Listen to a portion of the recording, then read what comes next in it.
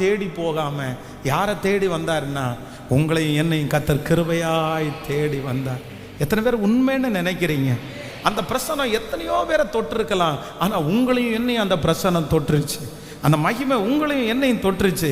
நாம் தகுதி உள்ளவர்கள் அல்ல, நாம் தகுதி அற்றவர்கள். ஆனாலும் அவருடைய பிரசனத்தை நமக்கு வெளிப்படுத்தினார், அவருடைய மகிமையை நமக்கு வெளிப்படுத்தினார்.